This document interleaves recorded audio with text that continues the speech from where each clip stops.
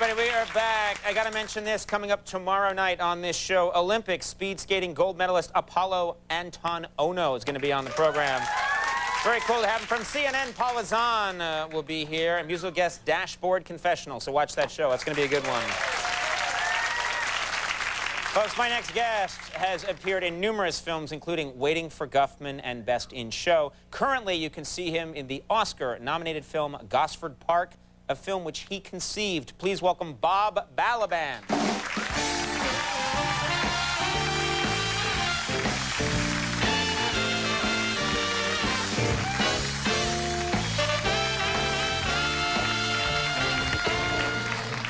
Very nice to see you. Good to see you. Hello. I want to mention something. You actually you played my former boss, Warren Littlefield. He used to run NBC. Yes, that was my life for a while. For a while, you were playing Warren Littlefield, and I don't know if people remember this. It was about, this is, you know, now maybe 6 years ago or so, 7 years ago, Late Shift came out. The movie The Late Shift, and it was about the war for the Tonight Show between David Letterman and Jay Leno. Yes. And I had to ask permission to be in it, you know. Is that, oh, really? Well, no, I said to Warren, you know, I don't want to destroy our relationship. Can I play you again? Right. And he said, wear good ties.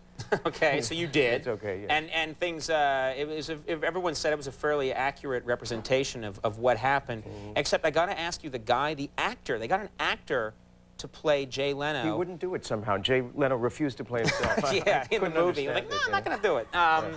So they put a prosthetic chin on this actor. Can we see this picture here? I mean, this thing they put. I remember. This guy had, yes, and I heard a rumor, and this just fascinates me. I heard a rumor that there were two different sized chins that they thought of going with. No, they didn't. What they did is nobody could make up their mind. Right. So we had two kinds of chins, and in the morning they'd use the small chin, and then in the afternoon they'd shoot everything all over again with the big chin. What was that we just saw? That was the small chin. That was the small chin? What did the big chin look like? He couldn't use the telephone. people thought it was a long distance put it up call. and, no, you couldn't get the phone up to your mouth. Right. So. You also played the head of NBC, not Warren Littlefield, but the head of NBC on Seinfeld. Yes, I did a few of those. Yeah. And how did that come about? I mean, was this something that you were excited about? Because you're a very well-known actor. Were you excited about playing the head of NBC on Seinfeld? Actually, I thought the show was cool. Yeah. I liked it. Yeah. So my agent said, well, they might have some idea of something you could do on the show. And I said, well, that's good. I'd like it. Went there. First season I was on the show, I think they were rated 86 or 82 or something like that. And I did a couple of them. Came back the next year, the show moved to Thursday night. And the first night it was on, it was number 7 or something. And I was on it a couple of times. And instantly, people, when I walked down the street, I mean, I've been around a long time, but I'm not obviously, you know, hysterically well known. And it was like, look, the guy from Seinfeld. And still, in airports and things, it's like, oh, you're the guy, you know, whatever.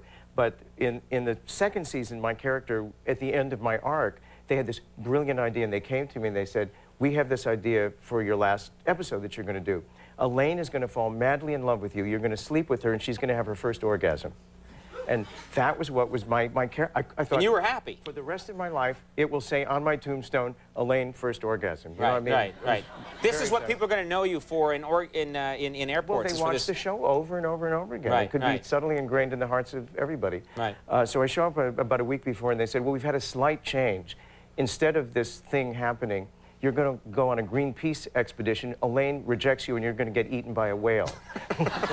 Okay. So, were you mad about that? I went, you know, orgasm whale. You know, I thought I often associate the two. Now, best in show, you did Waiting for Guffman, which I loved, and then they followed it up with Best in Show. It's so much fun. Which is, and it's like you guys have this great. Chris Guest gets this great acting troupe together. Yes, it's and fun. You people all have such a great rhythm with each other. Did you actually work with real dog show people in Best in Show? For this dog thing, in which it takes place during a pretend Westminster Kennel Club show, we had all the real dog handlers handling their dogs off camera, and then when we were shooting, we had our characters would be handling the dogs. Right. It went really very smoothly, but the owner of the white French poodle was hysterically nervous about everything. She was always coming by and fluffing her dog's hair and being really, really nervous about how her dog was coming off in the movie. She didn't want her dog. She wanted her dog to look a certain way in the film and come off as a real winner. Yes. Well, then she found out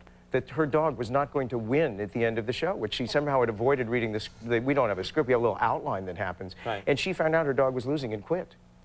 And she walked off. So The did dog she? Oh, well, of course the dog left with her. He had no But then the dog choice. was like, "You take off. I'm staying here. I'm going to be in pictures." See, you know. Yes. What? So she took the dog. So what did you do for a dog? New dog, and spray painted it. They got a dog. It kind of looked like the other dog, and they got a can of paint and just kind of went, well, it's a little pink over there. We'll make it white over here. Oh my God! You didn't use the Ron Popeil stuff. You used real spray paint. Yeah, well, I'm sure it was something kind to animals. I'm sure. Yes, you of know. course. I had to mention that. People were shocked.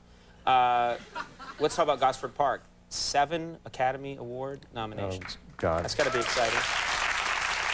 That's great. Yes. This was, this idea started with you for this movie. It began about 2 years ago, and I called Robert Altman, who's a friend of mine, and I've known him for years, and I said, let's work together on something. And I had the germ of an idea that it would be a sort of Agatha Christie-type murder mystery, and it would take place in the country. It would be in the 30s. There would be a lot of suspects and stuff. And then we sat down and talked. We had lunch a bunch of times. It evolved that it would be told from the servant's point of view.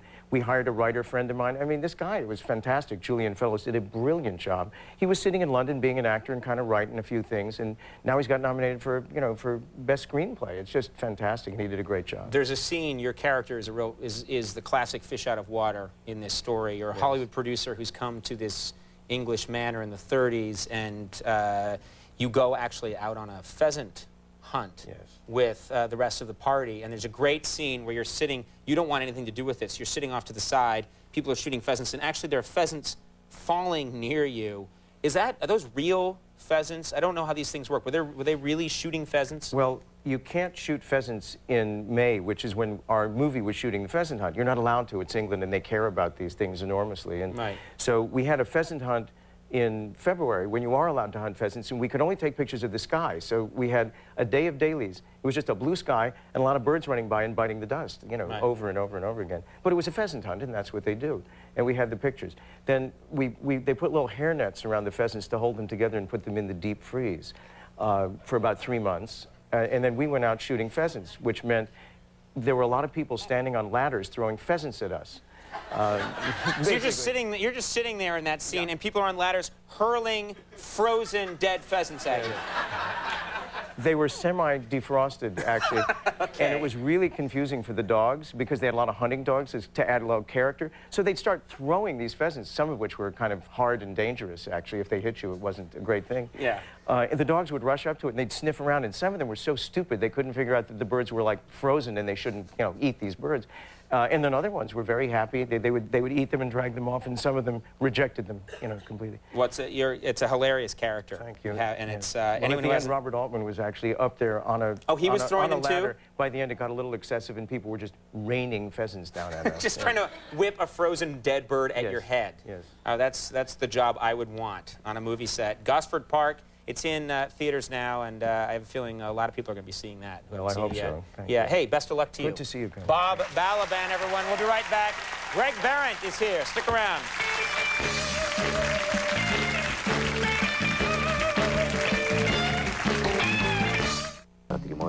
Where do you think you're going? Me muero de la pena con usted, Gil. I'm leaving you. Yo no puedo permitir que la niña entre... I'm tired of cleaning up after you when you eat those two-handed tacos. Ese es un problema... There's meat and cheese all over the place. Caramba, por favor, Sara! You know, all this talk about food is making me hungry. The two-handed taco. Dramatically bigger Mexican food. Only at Bueno. Tell me, where will tomorrow's heroes come from? You can help them on their way. Where will tomorrow's heroes come from? The time to start them is today. Hope and education are the strength of our great nation. Secure the education of tomorrow's heroes today with the Texas Tomorrow Fund. Our dream of freedom is here to stay. Happiness and moral duty are inseparably connected. Why not make that Toyota cars? Toyota's President's Day savings event is on now. It's your chance to see the all-new 2003 Corolla CE. Completely redesigned and available with a special introductory lease. $229 for 42 months with $11.95 due at signing. Toyota quality. Toyota value, inseparably connected. It all ends February 28th, and it's only at your North Texas Toyota dealer. The Emergency Response Center of Chicago handles an average of 12,000 calls a day and is a model for cities worldwide. At the heart of this center is the electronics operations run by these DeVry grads, led by Bill Carter. To develop and maintain a seamless wireless communications network like this one takes people that are on top of things. You can trust DeVry grads to have the skills to keep it all going. It's not just me who depends on them, it's millions of people. Reach for the sky, DeVry. Call 1-800-DeVry-11 for a higher degree of success.